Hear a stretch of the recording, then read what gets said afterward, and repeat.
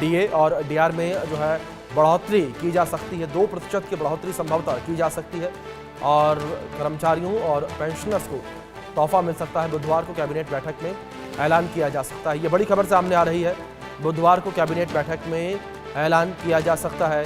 होली पर केंद्रीय कर्मचारियों को बड़ी खुशी जो है मिल सकती है। डीए में बढ़ोतरी सरकार कर सकती है। डीए और डीआर में 2% की बढ़ोतरी सरकार कर सकती है, तो लाखों कर्मचारियों और पेंशनर्स को इसका लाभ सीधे तौर पर मिलेगा। बुधवार को कैबिनेट बैठक में यह ऐलान जो है किया जा सकता है।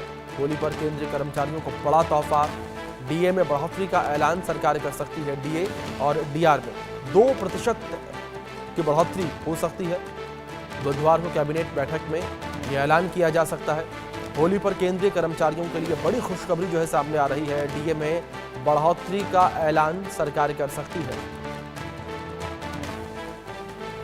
इस बीच इंडिया न्यूज के सीनियर एडिटर संजय शर्मा जी जुड़ गए, सीधे उनका रुख करेंगे। संजय जी, जिस तरीके से ये बड़ा फैसला लिया जा सकता है, 2% की बढ़ोतरी डीए में हो सकती है, अब किस तरीके से इसका फायदा सीधे केंद्र कर्मचारियों को होता नजर आएगा? देखिए, 50 लाख से ज्यादा केंद्रीय कर्मचारियों को इसका फायदा मिलेगा, इसका बेनिफिट मिलेगा। लोगों की पेंशन बढ़ेगी, साथ ही साथ केंद्रीय कर्मचारियों का वेतन बढ़ेगा, क्योंकि उनके मूल वेतन में जो अभी तक डीए 53% पहले से किया जा चुका है, उसमें वृद्धि होने की संभावना है। तो मूल वेतन में 53% से बढ़कर के डीए हो सकता है 55% हो जाए।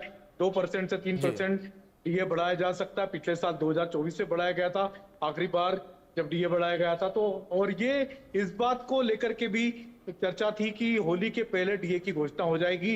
पिछली कैबिनेट बैठक में भी प्रस्ताव आया था, लेकिन तब ये कहा गया कि होली के पहले, होली के एंड समय में बढ़ाया जाना चाहिए। होली और दिवाली 2 ऐसे मौके होते हैं जब केंद्रीय कर्मचारियों को सौगातें दी जाती हैं, उनका डीए बढ़ाया जाता है। तो अब ये माना जा रहा है कि होली के समय में डीए को बढ़ाया जाएगा।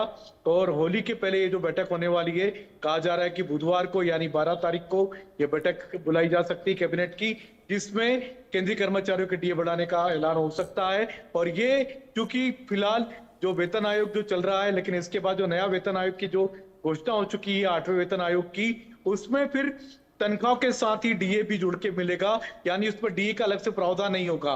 तो ये आप मान के चलिए कि ये आखिरी बार ऐसा होगा जबकि केंद्रीय कर्मचारियों को वेतन के अलग से, वेतन के अलावा डीए बढ़ाया जाएगा। इसके बाद 8वां वेतन आयोग चूंकि 1 जनवरी 2026 से लागू होना है, तो फिर वो जो वेतन आयोग लागू होगा तो डीए उसी में इंक्लूड भी होगा। जी बिल्कुल, जाहिर तौर पर डीए जिस तरीके से इंक्लूड होगा।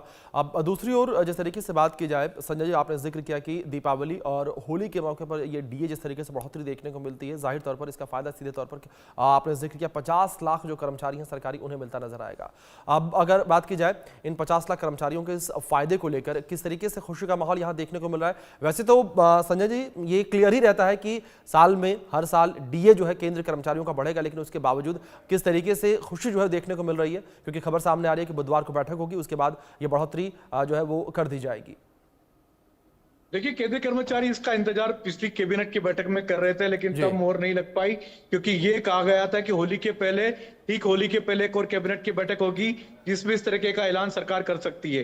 तो लिहाजा पिछली कैबिनेट की बैठक में भी प्रस्ताव जरूर आया था, लेकिन पारित नहीं हो पाया था।